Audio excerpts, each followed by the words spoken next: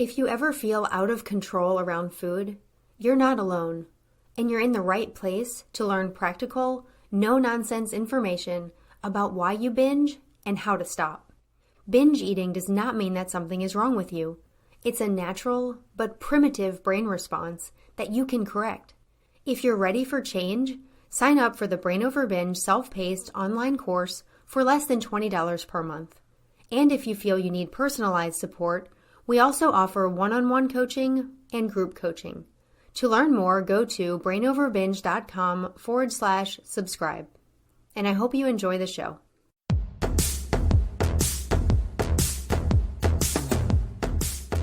This is the Brain Over Binge podcast, where you learn a simple, brain-based approach to ending binge eating. I'm Kathryn Hansen, your host, and we're back to our regular schedule this week. This podcast is released every other week, but last week, Cookie Rosenblum came back to the show for a special episode where we announced the release of our new Brain Over Binge independent study course, which is an online guide to ending binge eating. It has self-paced audio and written lessons that we've created to help you make the Brain Over Binge approach work for you. If you're interested in hearing more about the independent study course, you can listen to the episode that was released last week, and that was episode 20A. Or you can see a link to learn more about the course in the show notes. Today I have a topic that at first may only seem to apply to women of a certain age, but know that if the actual topic does not specifically apply to you, I still believe that you'll gain something from listening, and I will have advice for you as well. I'm going to be talking about dealing with PMS as a recovering binge eater. And if you're wondering how I'll relate this to men and postmenopausal women as well, I'll explain this before going any further.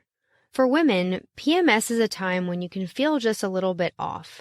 You may have lower moods or fluctuating moods or feel worse physically, and commonly you may experience a difference in your appetite or cravings. These symptoms can and do happen to men and postmenopausal women, obviously for reasons other than PMS. So no matter what gender you are or what age you are, you likely have times when you do feel a little off, when your moods are different, when your appetite is different, or you find yourself craving foods you typically don't crave. So when I talk about PMS, you can apply the ideas that I'm sharing to any time when you're not quite feeling like yourself, and that can happen for a variety of reasons. I'm talking about PMS specifically today based on a couple of listener requests. This is also a topic that comes up sometimes in one-on-one coaching or in groups. The reason I think it comes up is because when you have symptoms of PMS in recovery, it may make you question your progress, or it may make you feel like you're slipping backward. Listen to this typical scenario and see if it sounds familiar to you. You feel like your recovery is going well, you feel like your eating is going pretty well, and you're feeling okay in your life, but then suddenly you start to feel down or really low, and everything seems a little more difficult. You seem more tired, and you don't feel like doing as much as you did even just a few days ago. At the same time, you start experiencing an increase in your appetite and extra food cravings, and you may find yourself eating more than usual or unhealthier than usual, or both. Whether you've recently stopped binge eating or you're trying to stop, this can feel worrisome to you. You may start to worry that you're falling back into old patterns, or that eating more or more unhealthy might lead to your urges to binge increasing.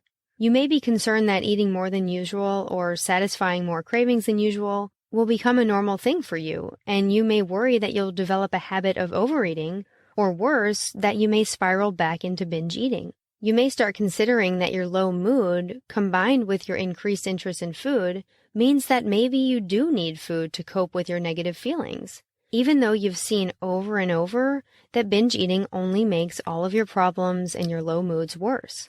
If you find yourself in this situation and you're not sure why, check your calendar and see if PMS might be a possible factor. And if you're a man or a postmenopausal woman, I want you to consider what other physiological factor could be causing you to have similar symptoms to what I just described. Have you recently been under a lot of stress? Have you been sleep deprived? Both of those factors can lead to appetite changes or mood changes or increased cravings.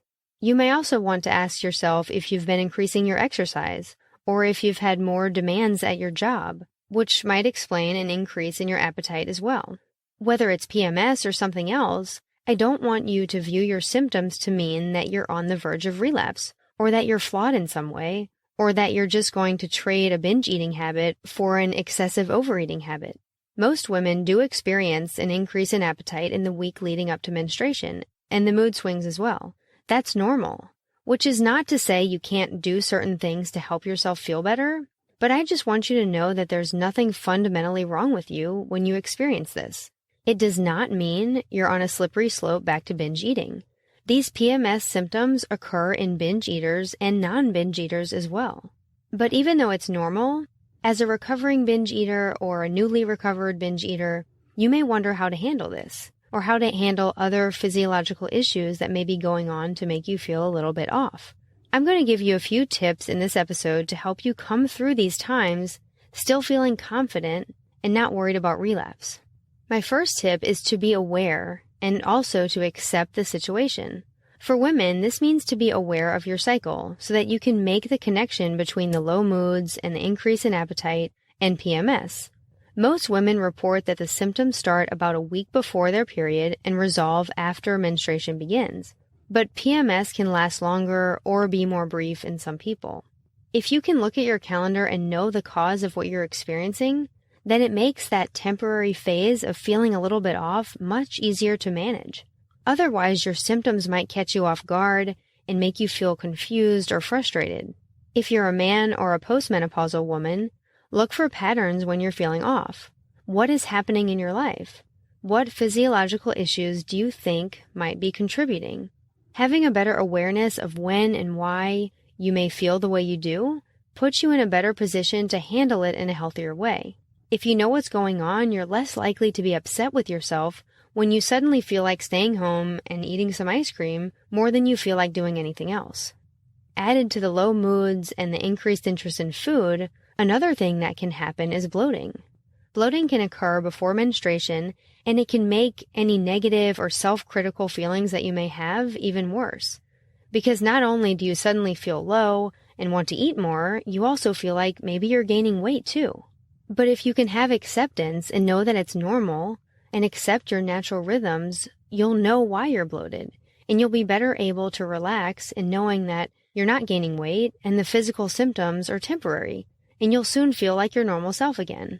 If you can accept this temporary phase, you're less likely to fight it or to worry too much about it.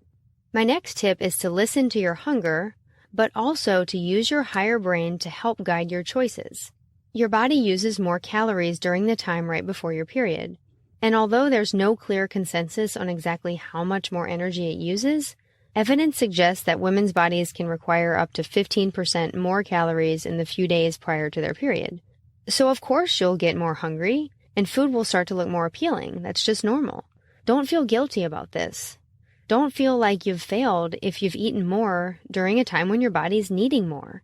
You certainly don't want to slip back into the mindset of restriction where you're not giving your body what it needs. This also applies for you if the cause of your increased calorie needs are something else, like increased exercise or having more demands in your life. Now, you may not have too much trouble following the tip to listen to your physical hunger, but a question you may have might be, what if when I'm hungry during PMS, I only want to eat highly processed junk foods? What if those are the only foods that seem appealing to me? First of all, I want you to know that it's okay to eat more than usual, like I've said, and it's also okay to have more junk food than usual. That's not at all the same behavior as binge eating. However, if you find yourself only eating junk food, it's going to make you feel worse in general. If you can instead steer yourself in a more nourishing direction, at least some of the time, and eat foods that you think will better fuel that increase in appetite, it will make you feel better physically and even help your mood. To eat better food when you're only craving junk food, it does take using your higher brain to direct your choices. You've learned in this podcast that you do not have to follow every urge or every impulse or every craving. If you're able to choose decent food to fuel your increased appetite, it will prevent this increased eating from feeling similar to a binge. It may be very clear to you that eating more when you're more hungry is certainly not binge eating. But what may be less clear is when you're eating more and you're eating all junk food. it may start to feel like the beginning of a binge, and it may lead your lower brain to send some harmful messages like, you've already failed, so you might as well binge. You can, of course, dismiss that thought if it does come up, but avoiding behaviors that feel very similar to your binges is helpful. My next tip is to manage your moods and your physical symptoms with some activity. During PMS, your body does prime you to take it easy during a time of changing hormones and increased demand on your physiology. And it's good to listen to your body and to relax when you can, definitely. But also know that exercise can help elevate your mood and also relieve some of your physical and emotional symptoms. So try balancing rest with some physical activity as well, even if you really don't feel like being active in that moment, because it can shift your mindset in a powerful way. Of course, only do physical activity that you're able to based on your doctor's advice. My last tip is to separate PMS problems from binge eating problems. Having increased cravings during PMS or due to another physiological issue does not mean you're on a slippery slope back to binge eating. Keep the two issues as separate as possible. Eating more than usual or less healthy than usual during PMS or another time does not mean you're destined to binge. If it did mean that, every woman with PMS would be on a slippery slope toward binge eating during a week out of every month, and we know that's simply not true. PMS and binge eating are two separate problems, although it's possible that over time, through your repeated behavior, you've conditioned a link between PMS and binge eating, but you can now break that link. You break that link by knowing that any and all thoughts or feelings that encourage binge eating are false messages from the lower brain. They don't represent what you truly want, whether that's during PMS or during a stressful time or when you're sleep deprived or during anything else you may be experiencing. You always want to be binge-free. That's all for today's discussion about dealing with PMS as a recovering binge eater, or dealing with times when your appetite and mood feel a little off. One thing I want to mention here before we go is that if you think any of your symptoms are abnormal, please see your doctor, as you may have a hormonal imbalance or another condition that requires medical attention. Symptoms of PMS are uncomfortable, but they shouldn't be overwhelming, so please seek help when you need it. As always, you can get my free ebook by clicking the link in the show notes. I've also kept the link to learn more about the new Brain Over Binge Independent Study course in the show notes as well. Like I said in the beginning of the show, if you'd like to hear a discussion about that course, you can listen to the previous episode. Thanks for being here today, and I hope that something I've said will help you in your journey to stop binge eating. No matter where you are in your recovery, I want to encourage you and remind you that you have the power to change your brain and live a binge-free life. The Brain Over Binge podcast is produced and recorded by Brain Over Binge Recovery Coaching, LLC. All work is copyrighted by Brain Over Binge Recovery Coaching, LLC, and all rights are reserved. As a disclaimer, the hosts of the Brain Over Binge podcast are not professional counselors or licensed healthcare providers, and this podcast is not a substitute for medical advice or any form of professional therapy. Eating disorders can have serious health consequences, and you are strongly advised to seek medical attention for matters relating to your health. Please get help when you need it, and good luck on your journey.